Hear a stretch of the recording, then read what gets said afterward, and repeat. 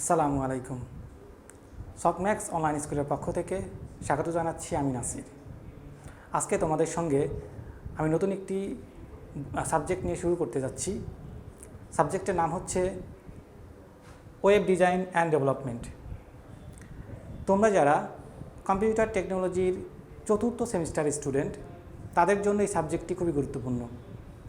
কারণ হচ্ছে, একদিকে যেরকম তোমাদের রেজাল্ট ভালো করার জন্য যে কোনো সাবজেক্ট সম্পর্কে জানতে হয়, পড়তে হয় বা পরীক্ষার খাতায় লিখতে হয়, তার জন্য কিন্তু তোমাদের জানতে হবে। যেহেতু এটি একটি প্র্যাকটিক্যাল সাবজেক্ট, তো প্র্যাকটিক্যাল পরীক্ষায় অংশগ্রহণ করার জন্য তোমাদের কিন্তু প্র্যাকটিক্যাল নলেজের প্রয়োজন আছে। অপরদিকে যদি চিন্তা করি, তোমরা যেহেতু ইঞ্জিনিয়ার হচ্ছ, তো তোমাদের ক্যারিয়ারের জন্য কিন্তু এই সকল টেকনিক্যাল সাবজেক্টগুলোই খুবই গুরুত্বপূর্ণ। তোমরা যেই টপিকেই এক্সপার্ট হও না কেন, নেটওয়ার্কিং, প্রোগ্রামিং, ওয়েব ডিজাইন বা ওয়েব ডেভেলপমেন্ট ইত্যাদি, বাট সবগুলো টপিকের বেসিক বিষয়গুলো কিন্তু সবারই জানতে হবে। তা না হলে তোমরা অ্যাজ এ কম্পিউটার ইঞ্জিনিয়ার হিসেবে নিজেকে ওইরকমভাবে তুলে ধরতে পারবে না। সো যেহেতু তোমাদেরকে চাকরির বাজারে টিকতে হবে, নিজেকে প্রতিষ্ঠিত করতে হবে, সো প্রত্যেকটা সাবজেক্টই তোমাদের জন্য গুরুত্বপূর্ণ। বিশেষ করে প্র্যাকটিক্যাল সাবজেক্টগুলো অনেক বেশি গুরুত্বপূর্ণ। তারই ধারাবাহিকতায় আমরা শুরু করতে যাচ্ছি ওয়েব ডিজাইন অ্যান্ড ডেভেলপমেন্ট 1। এটি কম্পিউটার টেকনোলজির চতুর্থ সেমিস্টারের একটি সাবজেক্ট। তোমাদের এই সাবজেক্টটি কভার করার জন্য আমি হক প্রকাশনীর এই বইটি ফলো করব। এটি লিখেছেন জাহিদুল ইসলাম। তো তোমরা যারা বইটি কালেক্ট করেছো বা করবা, এর সঙ্গে মিল রেখে চাইলে ভিডিও দেখতে পারো। আর যদি কেউ বই না নিতে চাও, সেক্ষেত্রে ভিডিও দেখলেও চলবে। তবে বইয়ে যেহেতু অতিরিক্ত কিছু বিষয় থাকে, কিছু বোর্ড কোশ্চেন থাকে, তো সেগুলো দেখে নিতে পারো। এবারে বইয়ের যে ধারাবাহিকতা রয়েছে বা বইয়ের চ্যাপ্টার ওয়াইজ যে কোশ্চেনগুলো রয়েছে, গুরুত্বপূর্ণ টপিকগুলো রয়েছে, সেগুলো আমি এই ভিডিওর মধ্যে কভার করার চেষ্টা করব। তো চলো শুরু করি। শুরুতেই আমরা কথা বলবো ওয়েব টেকনোলজি ও ইন্ডাস্ট্রির প্রয়োজনীয়তা নিয়ে। So at first, web technology. ওয়েবে আসার আগে আমরা একটু ইন্টারনেট নিয়ে কথা বলি, কারণ ওয়েব আসার আগে ইন্টারনেটের আবিষ্কার হয়েছে। তোমরা জানো, মানুষ নিজের প্রয়োজনে সর্বপ্রথম আমেরিকাতে, বিশেষ করে মিলিটারি ইন্ডাস্ট্রিতে বা মিলিটারি যেই ডিফেন্স আছে আমেরিকাতে, সেখান থেকে ইন্টারনেটের যাত্রা শুরু। মানে একাধিক কম্পিউটারগুলোকে সংযোগ করতে হবে।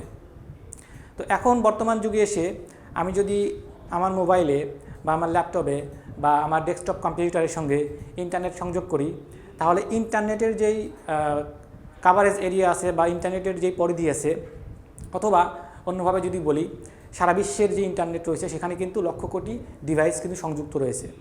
আমি যখনই আমার ল্যাপটপ বা আমার কম্পিউটার ইন্টারনেট সংযোগ করব, তখনই কিন্তু ওই সকল লক্ষ কোটি ডিভাইসের সঙ্গে আমিও সংযুক্ত হয়ে যাব। এখন ইন্টারনেটে সংযুক্ত হওয়ার পরে আমার কাজটা কি? আমার কাজ হচ্ছে কমিউনিকেশন করা, তথ্যের আদান প্রদান করা। আমি যাই করি না কেন, সেখানেই তথ্যের আদান প্রদান হবে। যেমন আমি ইমেইল করতে পারি, আমি কারোর সঙ্গে কথা বলতে পারি, বা গুরুত্বপূর্ণ ফাইল ট্রান্সফার করতে পারি।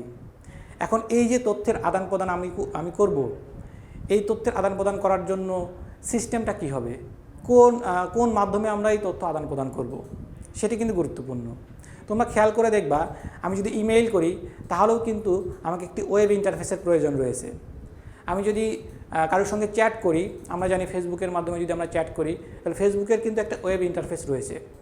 তাহলে তথ্যের আদান প্রদানের জন্য দূরবর্তী কম্পিউটারের সঙ্গে বা ডিভাইসের সঙ্গে ওয়েব কিন্তু গুরুত্বপূর্ণ একটি বিষয়। তাহলে এই যে এই ওয়েবের মাধ্যমে কমিউনিকেশন করার জন্য যে সকল টুলস বা পদ্ধতি আমরা ব্যবহার করব, সেগুলোকে আমরা বলছি web technology. So web technology, এখানে কি লেখা আছে?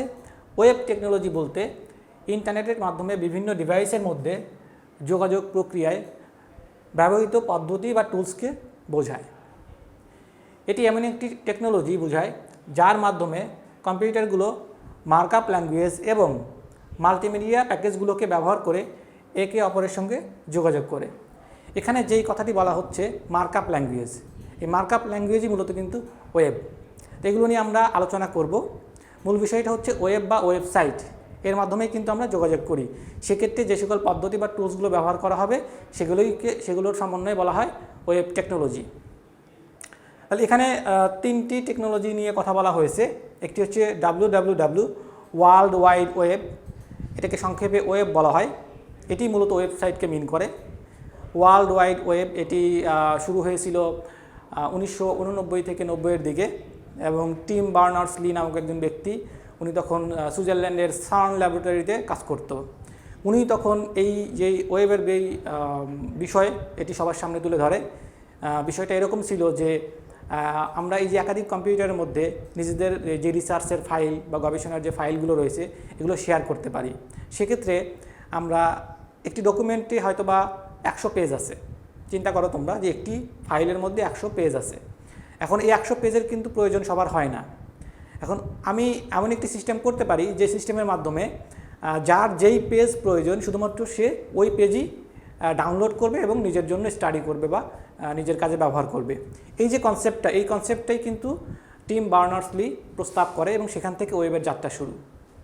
তাহলে ওয়েব বা ওয়েবসাইট, এখন এই ওয়েবসাইটকে ভিজিট করার জন্য বা ওয়েবসাইট ব্যবহার করার জন্য আমাদের কি লাগবে? Web browser.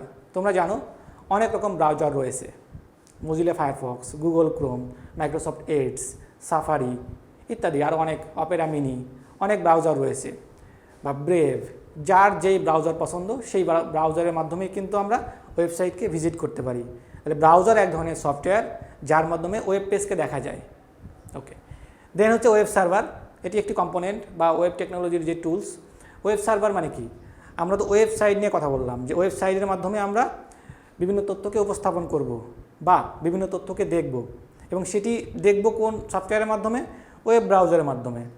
আর ওই যে ওয়েবসাইট, সেই ওয়েবসাইট কোথায় থাকবে? অবশ্যই কোনো না কোনো একটি সার্ভারে থাকবে, যাকে আমরা বলবো ওয়েব সার্ভার। তাহলে এই যেখানে তিনটি টেকনোলজির কথা বলা হচ্ছে, এই হচ্ছে ওয়েব টেকনোলজি। তাহলে কি একাধিক কম্পিউটারকে সংযুক্ত করার জন্য আমরা ওয়েব ইন্টারফেসের ব্যবহার করব, এবং এই ওয়েব ইন্টারফেসের ব্যবহারের ক্ষেত্রে যে সকল পদ্ধতি বা টুলস ব্যবহার করা হচ্ছে সেগুলোকে আমরা ওয়েব টেকনোলজি বলছি। এখানে ওয়েব টেকনোলজিকে নিম্নলিখিত বিভাগে শ্রেণীবদ্ধ করা যেতে পারে। তাহলে WWW বা world wide web, web browser, web server. এরপরে আমরা আসি ওয়েব ডেভেলপমেন্ট বলতে কী বোঝায়। ওয়েব ডেভেলপমেন্ট বলতে ওয়েবসাইট তৈরি বা রক্ষণাবেক্ষণকে বোঝায়।